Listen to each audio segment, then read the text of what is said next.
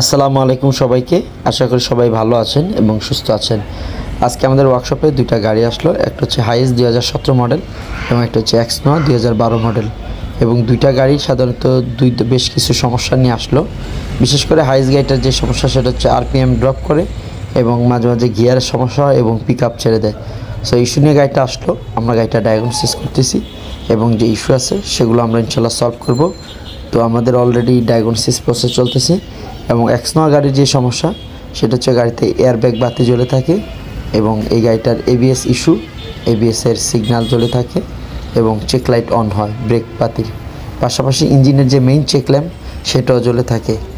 তো এই ইস্যুগুলো নিয়ে মূলত এই দুইটা গাড়ি আমাদের ওয়ার্কশপে আসলো, আমরা দুইটা গাড়ি কাজ করতেছি।